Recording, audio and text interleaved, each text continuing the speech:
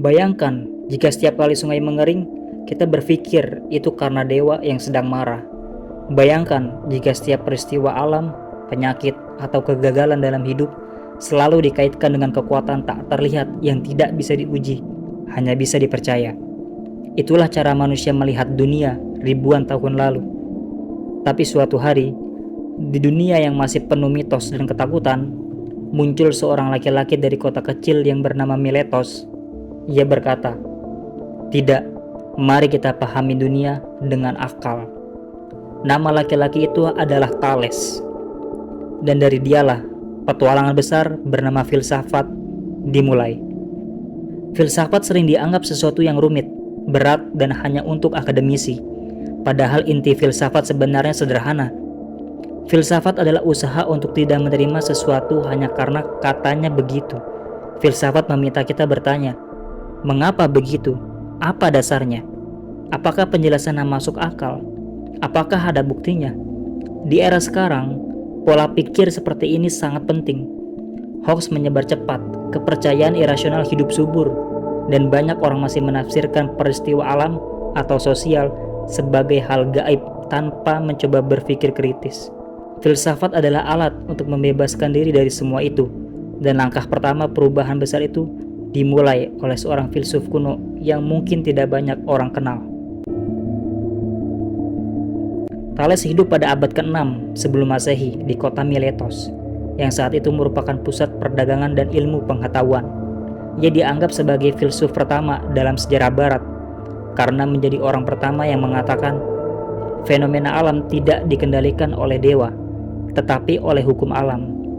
Bayangkan, pernyataan ini di zaman ketika hampir semua orang percaya bahwa petir adalah amarah Zeus, gempa adalah murka dari Poseidon, gerhana adalah tanda buruk dari langit. Thales mengubah semua itu. Ia mencoba menjelaskan realistis dengan logos, bukan dengan mitos, bukan dengan cerita-cerita mitologis. Menurut Herodotus, Thales berhasil memprediksi sebuah gerhana. Pada masa itu, gerhana dianggap pertanda marahnya dewa. Ketika prediksinya tepat, masyarakat mulai sadar. Gerhana hanyalah fenomena alam yang bisa dihitung, bukan pesan dari dunia gaib, apalagi dewa. Thales menjelaskan gempa bumi terjadi karena bumi mengapung di atas air, dan gerakannya yang membuat bumi berguncang dan gempa. Penjelasan ini belum tentu benar secara ilmiah, tetapi gagasannya revolusioner. Ia menolak mitos dan menggantinya dengan penjelasan natural. Thales mengatakan bahwa asal-usul semua benda adalah air. Sekali lagi, bukan dewa, tetapi unsur alamiah yang bisa kita amati. Jadi Thales bukan hanya ilmuwan awal, ia adalah revolusioner cara berpikir. Ia membukakan pintu bahwa dunia bisa dipahami, bukan hanya diceritakan. Jika disederhanakan, perjuangan Thales adalah mengganti kepercayaan takhayul dengan penjelasan rasional. Ia menolak pandangan bahwa segala sesuatu terjadi karena keputusan dewa, mendorong manusia untuk mengamati dunia. Ia percaya bahwa pengetahuan lahir dari pengamatan dan pemikiran, bukan dari cerita turun-menurun. Thales yang pertama kali menganggap dunia teratur, logis, dan bisa diprediksi, membebaskan manusia dari rasa takut pada hal yang tidak bisa dipahami. Ketika badai, gempa, dan gerhana tidak lagi dianggap sebagai hukuman dewa, manusia menjadi lebih berani untuk memahami dunia. Inilah inti filsafat, membebaskan akal manusia dari belenggu ketakutan dan keyakinan yang tidak masuk akal. Sekilas kita mungkin merasa manusia modern sudah jauh lebih rasional. Kita hidup dengan teknologi, sains, internet. Namun kenyataannya, banyak orang masih menghubungkan kejadian dunia dengan hal gaib yang tidak dapat diuji. Banyak yang percaya informasi hanya karena viral atau katanya. Banyak keputusan diambil tanpa dasar logika atau bukti. Padahal, pola pikir rasional seperti yang dibangun Thales masih sangat relevan dan dibutuhkan saat ini. Tanpa itu, kita mudah dimanipulasi, mudah takut, dan mudah percaya pada hal yang tidak masuk akal. Disitulah filsafat masuk. Filsafat memberi kerangka untuk bertanya, memeriksa, dan memahami.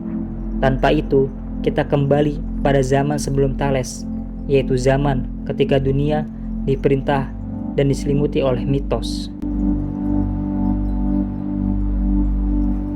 Sekarang mari kita hubungkan dengan gagasan logika mistika dari Malaka Project. Beberapa poin yang saya amati dari Malaka Project adalah usaha mengajak orang melawan kepercayaan gaib yang tidak rasional, menantang pola pikir mistik yang menutup akal, memaksa masyarakat untuk mempertanyakan alasan dibalik setiap peristiwa. Jika ini definisinya, maka yang dilakukan gerakan tersebut memiliki roh yang sama dengan apa yang Thales lakukan 2600 tahun yang lalu. Karena pada dasarnya, keduanya ingin mengatakan, jangan terima penjelasan yang tidak masuk akal hanya karena itu tradisi. Gunakan pikiran, cari sebab yang bisa diuji. Jangan menyerahkan hidup pada mitos yang menakutkan. Dengan kata lain, logika mistika adalah Thales versi zaman sekarang. Ia melanjutkan misi kuno, menolak ketakutan irasional dan membangun keberanian berpikir. Dari Thales kita belajar bahwa perubahan besar dalam sejarah manusia dimulai dari sesuatu yang sederhana. Menggunakan akal, bertanya, tidak puas dengan mitos. Hari ini, ketika informasi melimpah dan kepercayaan irasional masih kuat, nilai-nilai filsafat tetap relevan dan sangat kita butuhkan.